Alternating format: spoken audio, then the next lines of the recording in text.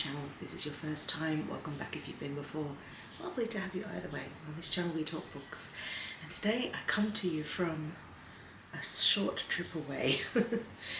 I'm staying in a place called Kiama Downs, which is just outside of the main bit of Kiama, a few minutes drive away.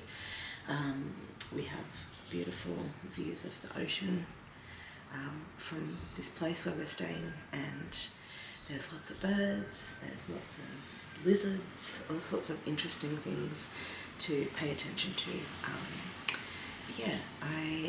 This is our second day. Well, we arrived yesterday to this place, and apparently there is the possibility of thunderstorms today. So we thought, let's get organized.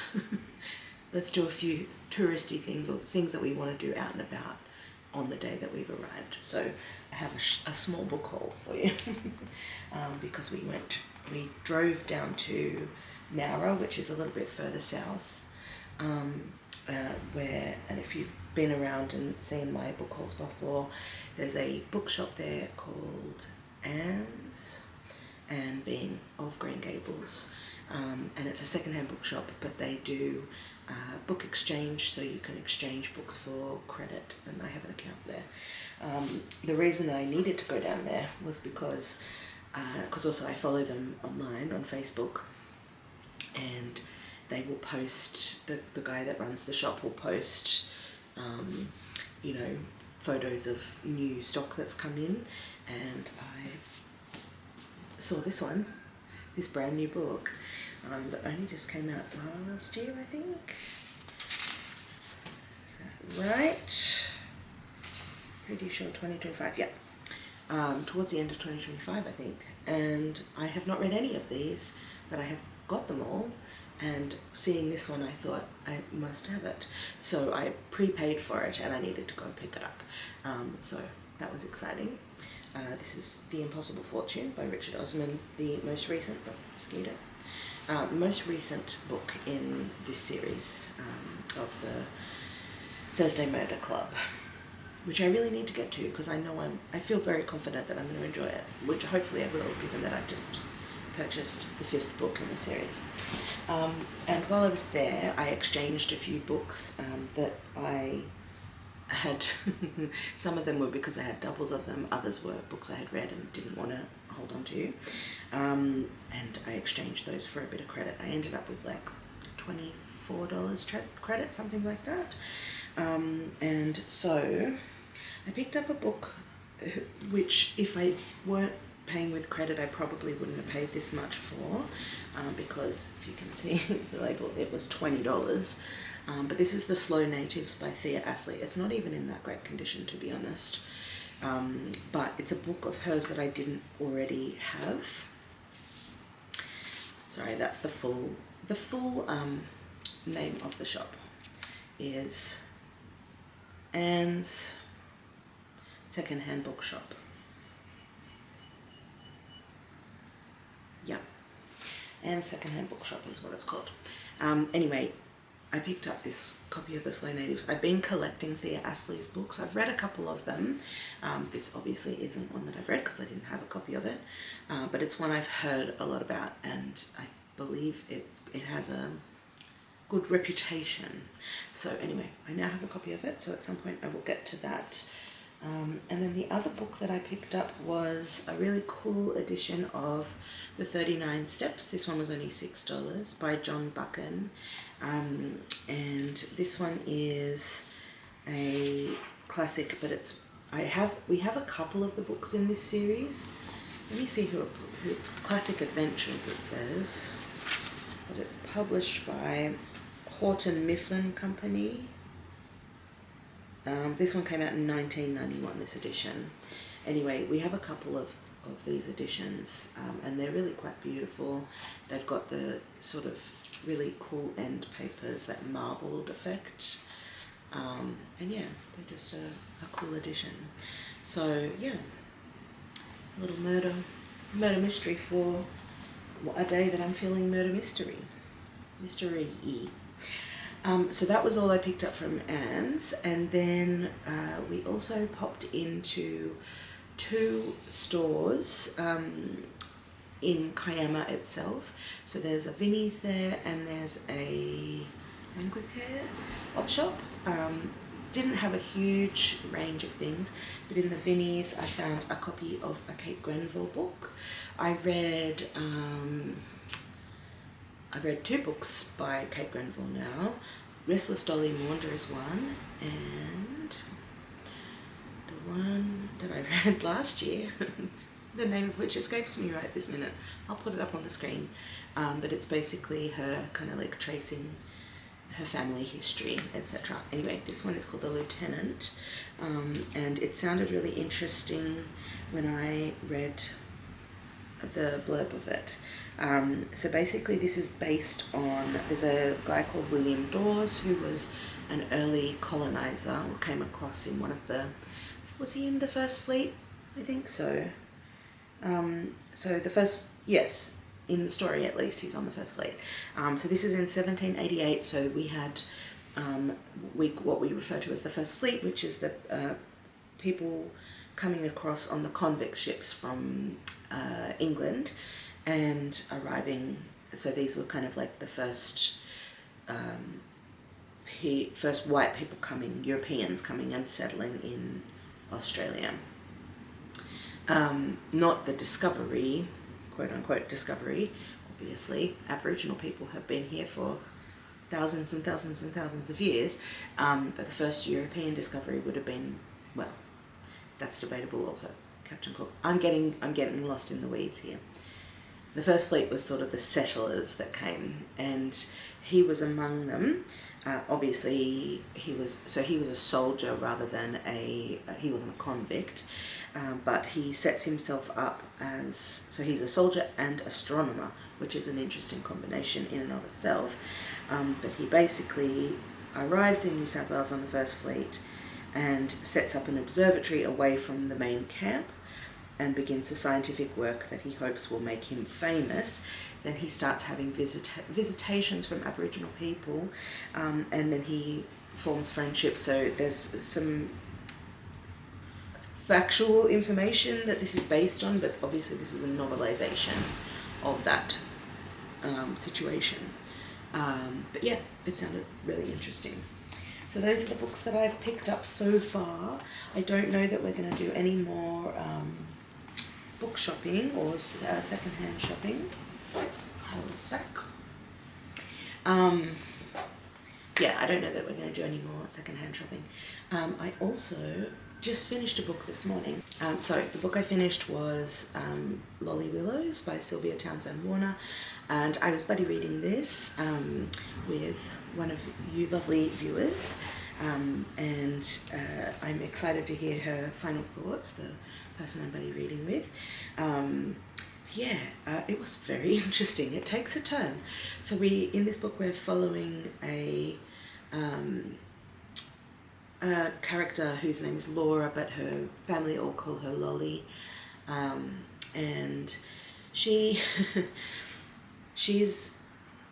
an unmarried woman. So we sort of start from when she's very young, but when she's sort of, I guess, maybe 20-ish, I don't know, her father dies. Her mother has passed away very early in her childhood, possibly when she's even born, I can't remember.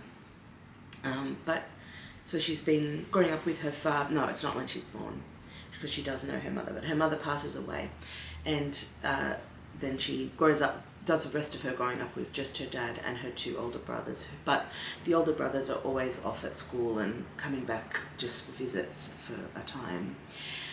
Anyway, when she's a bit older, like a young woman, her father dies, and her oldest brother's family invite her to come and live with them, which she does, and that continues on for some time, because she sort of helps out with the kids and so on. And it's, I should say as well, I don't know what year exactly this would be set in, but let's have a look at when it was first written. was first published in 1926, but so I think potentially we're talking about, oh yeah, because also the war happens. I think I'm getting lost again. Anyway, I took a break in the middle of reading this book, and then I lost track of some of the details earlier on. Sorry about that. Anyway, so I would say this is sort of happening around that time anyway. So she stays on with the family, her older brother's family, helping out the kids, etc. And then once the kids all sort of leave and go off and have their own families, like they're young people, so she's now like my age, maybe slightly older, she basically just declares to the family, she's like, I'm gonna move, and I've done my research, and this is where I'm moving to, which is just like a little countryside village, and that happens like about halfway through the book, so apologies if that's a bit of a spoiler. And then further things happen, which I won't go into, but there's like a lot of like connection to nature and things like that. So yeah, it's a very interesting turn of events, but I gave it 4 stars. I quite liked it, and I really liked the character of Laura. I thought she was very interesting. So anyway, if you're interested in something that's like a bit off the beaten path from that period of time. Actually, did I just say 1926? Yes, I did, and it's 2026, so this book is 100 years old. That's cool. Yeah. If you're interested in something that's a bit odd from that period, I would recommend. Also, I identified with a lot of the things that character was saying, so it's interesting that those thoughts have been had and articulated 100 years ago. Anyway, I'm going to stop this bit of the vlog here, but I will insert some clips that I took yesterday of some of our, some nature and interesting things that we came across, including visiting a little free library, which I didn't get anything from, but it was a cool one that the bookseller at Anne's in Nowra told me about. So we went and found it, and it was a very cool little free library. So anyway, enjoy a couple of clips of that, and then I'll bring you along with whatever else is happening today. Probably a lot of reading.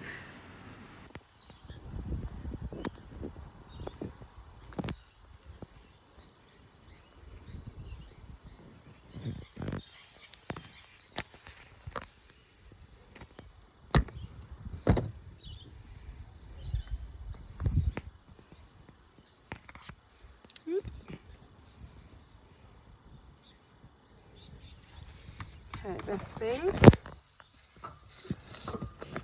Dusk. But I've already read it, and I already own it.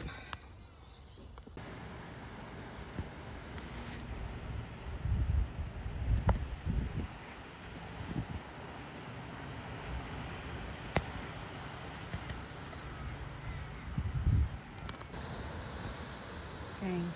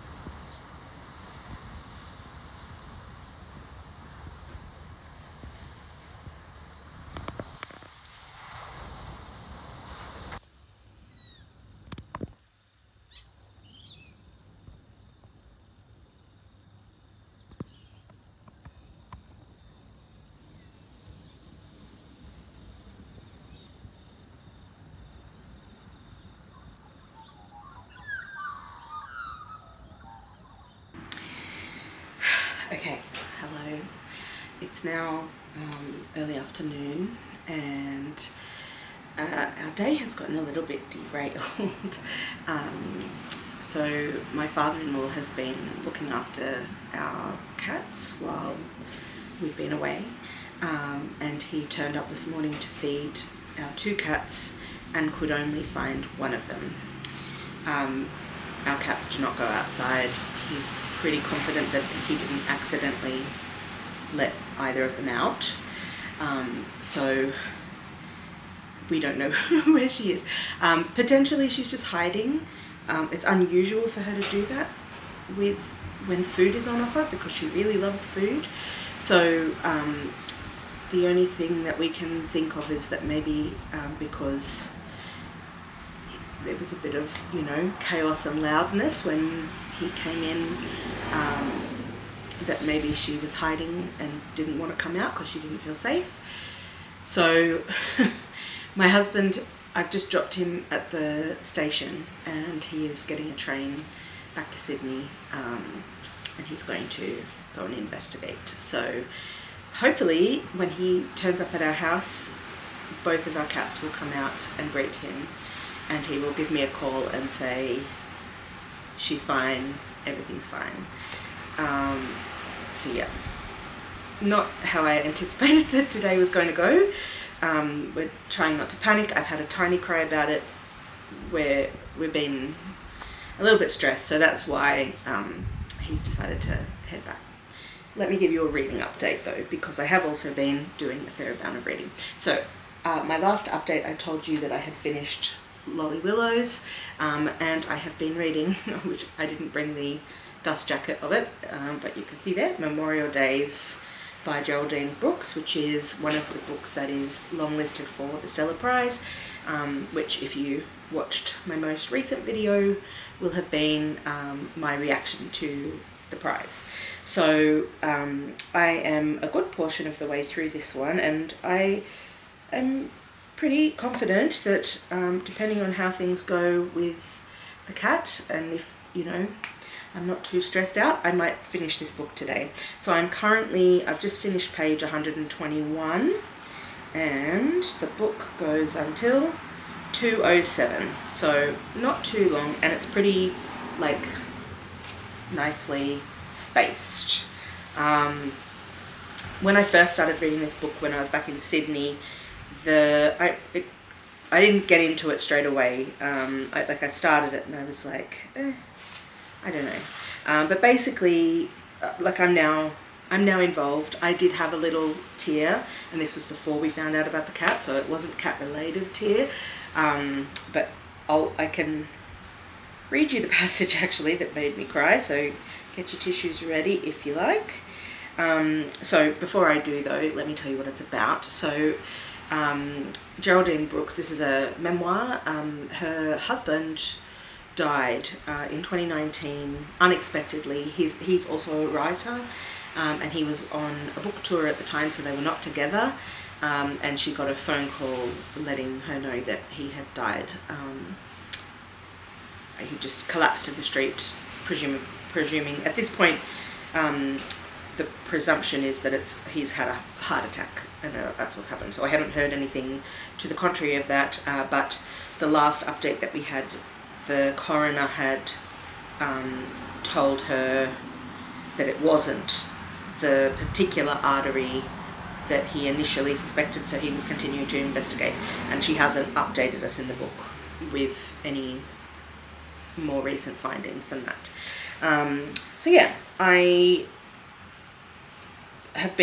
now involved in this story, but this basically happens on page 86 of my copy of the book, and she's had some difficulty. They haven't let her come in to see the body, not in the hospital morgue, and potentially because this happened in 2019, it's COVID related. I'm not sure. She hasn't mentioned COVID at all.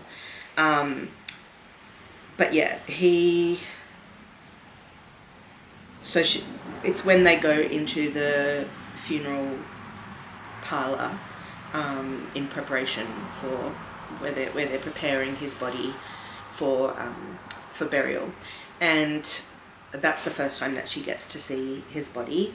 And yeah, this scene, because it had been so like such a long time coming, because there were several stages at which she felt she should have been able to, but had been not allowed. So this is her seeing his body for the first time.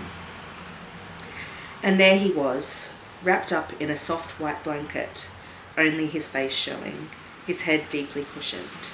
Later, when I read the autopsy report, I realised that this was to hide the medical violence that had been done to him, but I was glad to finally see his face. I stroked his cheek. It was cool, as if he'd just come out of the ocean after a sunset swim. His hair was still faintly damp from the washing of his body. He no longer looked thrashed and haggard as he had in the morgue photo. He looked exactly like himself, a handsome and contented man in the prime of middle age, and that now was what he would remain. My love, I kept repeating, my love. I needed to hold his hand, but when I reached for the edge of the white blanket, the woman stopped me. Just let me get him ready for that, she said.